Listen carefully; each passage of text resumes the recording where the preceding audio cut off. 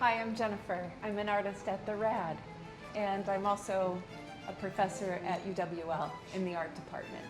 I'm a painter, and I'm really happy to have you visit my studio, and I'll show you my work. So, this is, I have sort of a double space, and what we're standing in right now I call the gallery, and for the most part I wanted to have a space that I could create in, and then a space that I could use to invite people in and look at things that are finished or nearly finished. And so I have about 2 different bodies of work right now in the space, and what we're looking at over here are some abstract paintings. It's a series that I call Trial Balloons. These were inspired by some of the walls that I saw when I traveled to Mexico last year, and I was really intrigued by the way that walls are repaired.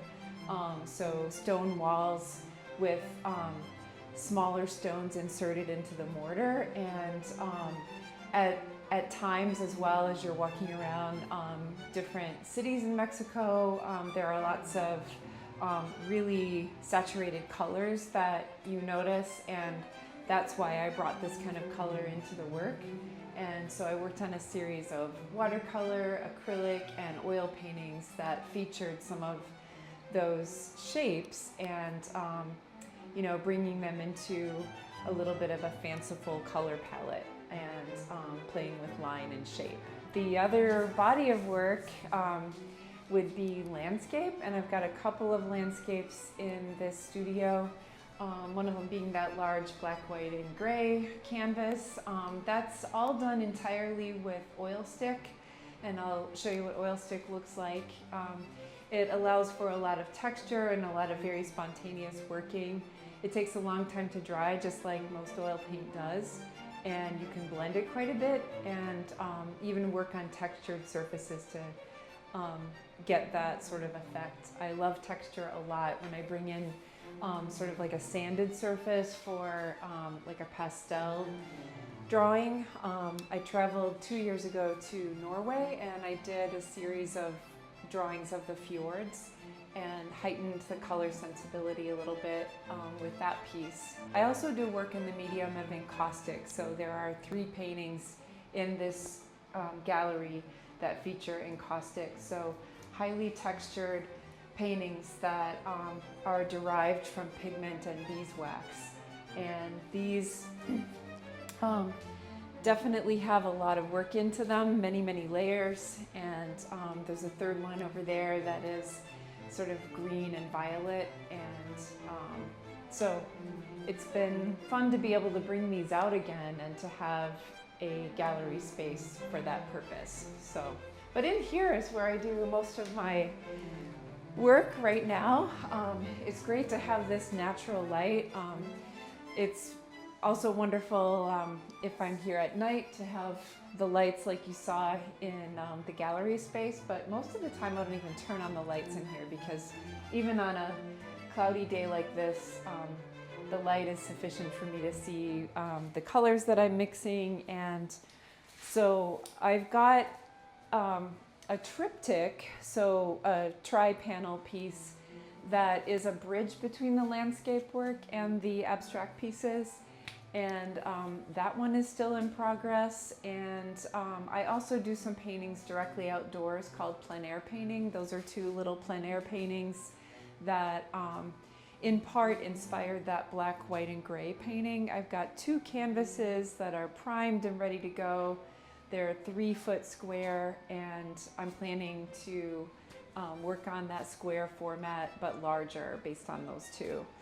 Really interested in would be ways that you can get a lot of variation out of just 2 colors, and that's very much what's happening in these 3 panels over here, each with a different complementary pair. And I'll be adding a lot more to those as I develop them. Mixing the color to get it to the point where you can't identify either color. So I've got red that I started with, and then a green, And then obviously if you add white to either of them, you get a tint. So there's a tint of green, tinting red, same process, just adding white to that parent hue. And then certainly thinking about the fact that complements give you a neutral. So taking red and green together, the way that I sort of tested out to see if I have arrived to that neutral is to add white to the mixture. And if I could still name it as sort of like a greenish gray, then maybe I need a little bit more red in it to make it more neutral. Or maybe a greenish gray is just the perfect thing. But that would be one of the ways that I'll develop the green and red painting behind us. Beyond that, just working with black and white, I'll sometimes work with these oil sticks, and that's where a lot of the texture in this painting resulted from different colors of oil sticks, and some of the paint on the stick dries a little bit and deposits onto the surface, creating the texture.